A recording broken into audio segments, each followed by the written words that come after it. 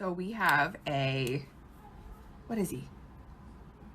Like a heating and air type person coming to give us a quote on replacing our ductwork and putting in a new system upstairs. We have an air conditioning unit upstairs, but it's not big enough to actually cool the upstairs. And we don't have air conditioning downstairs. So yesterday it got 90 degrees outside. Upstairs at 10 p.m. it was 81 up here. And it was the first week of August, and it was like 90 to 100 degrees where we live. And we were miserable because we were like so used to just running our air conditioning and keeping it at like 70, 72. Here's the weird part about that. It was 81 in the house, but I slept like a freaking baby. I think I'm just getting used to our house being so warm and not having an air conditioning unit, because when we moved degrees in our last house, that it getting 75 to 80 degrees in the house here, we were like dying. But all that to say, when we do have the ductwork replaced and possibly a new air conditioning unit installed upstairs, I'll never put it down degree wise as low as we used to have it in our old house, just because I'm like kind of used to it now, having it a little bit warmer in here. But when we have company, they're in for a big surprise. I had to get some things for Emery. She's turning 9 in a couple weeks. I cannot believe it, but I get asked about these Rachel Zoe iridescent glasses all the time. I love them so much. I got these at Home Goods. Well, I found plastic ones at Target, and I bought out what I could find. They didn't have very much at our Target, but look for them at yours. These are for like down at the pool or in the bar or in the shower. So exciting. I want to say they did not have them online last year, but yay. Just got back from Target. How cute are those? And they're so comfy. I needed like low profile pillows for the new low profile couch, and they're perf.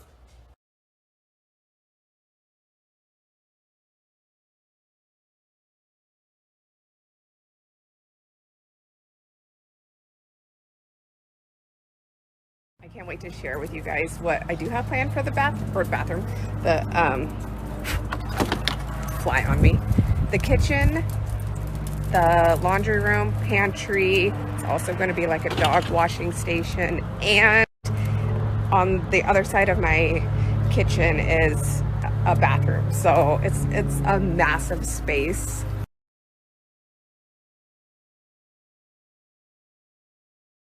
Tour coming at you. I forgot that heating and air guy was coming, and so while he was like doing the measurements, I just went ahead and cleaned the kitchen for you so you can look past all the crap that was in there. But before I forget, the other day when I was joking Andy that I was going to shave my legs in the swimming pool, a couple of you asked for a Billy link. They don't have coupon codes for Billy, but I can definitely link them. Okay, we are starting in here because I get asked a lot what is around the corner. This is my very 70s laundry pantry space. So inside these doors are my washer and dryer. Ta-da! So this whole space will be revamped. I would love to notch this out. I don't know if it's possible, but I would love to be able to cut this little square open. You know what I mean? I mean, it might be hard to like visually understand what I'm saying, but from this, you would lose this doorway. It would just basically be open and then like that. Okay, moving on. I would like to obviously raise the ceiling and get rid of this situation here and this situation here. This is our food pantry items, but I would like to do just like kind of like lockers, but not actual lockers. Just probably the width of this down and still utilize this as a pantry space. That is access to our basement. And then in here is dining room, sunroom, living room. This is probably gonna take thousands of stories, but I want that completely opened up and have it be like a workable but visually pleasing to the eye laundry room area. This cannot be opened up anymore because this is the pipe that goes up to where we moved our toilet in our master bedroom or bathroom, but I would love to open this space up more so that it's wider and like just knock this whole corner out so that the entry to the kitchen is just bigger. This is gonna go, it sticks out way too far.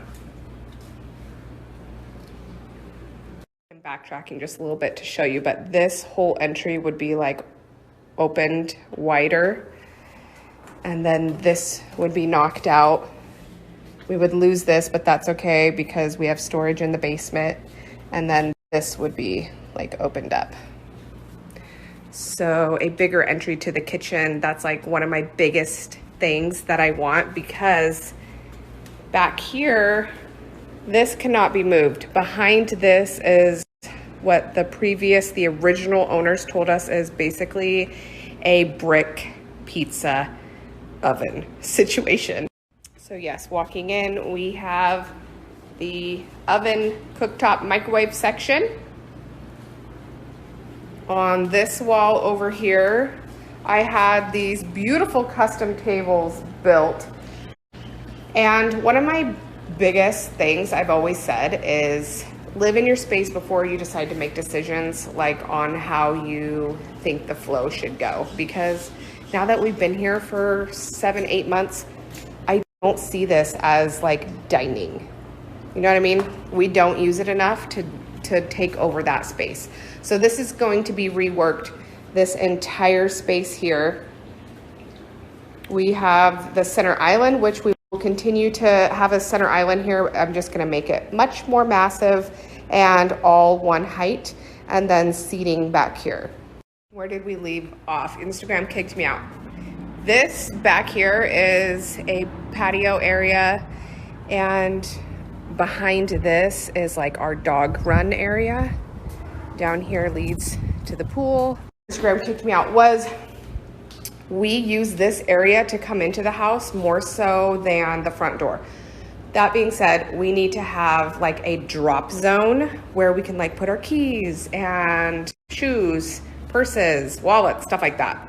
We have tons of cupboard space over here, which will totally be reworked. The fridge will be moved somewhere elsewhere, and it will be counter depth so it doesn't stick out. And then this is our second bathroom downstairs, which I think it's darling. It just needs a little bit of an overhaul. That's it.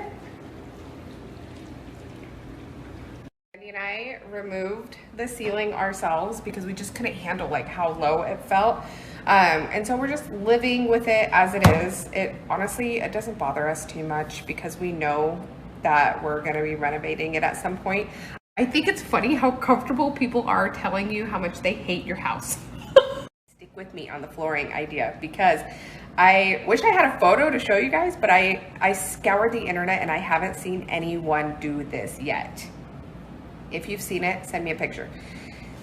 Stick with me. I'm already seeing messages come in. Before I talk about the floors, I will just preface this by, I do plan on hiring like an architect to tell me exactly what I can and cannot do for this huge project.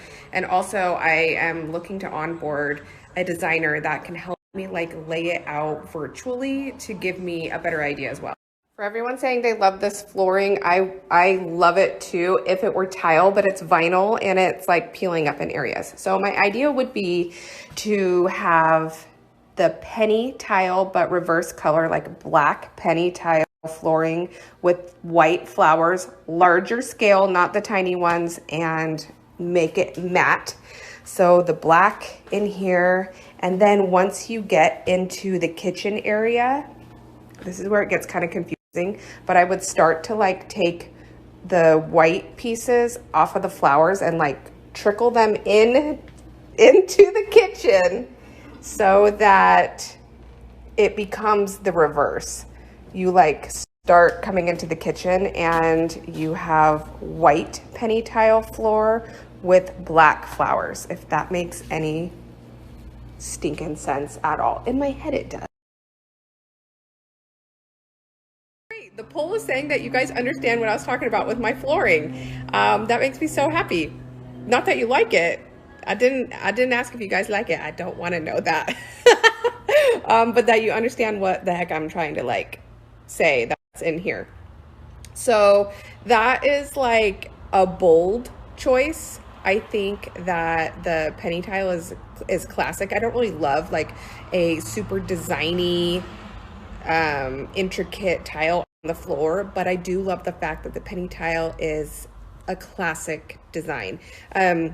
Because I would like to keep with the era of the home. I mean, it was built in 1904. I don't want to put anything like super duper modern in there. Anyways, the other choice I have that I'm toying with is terracotta, because I freaking love terracotta floors.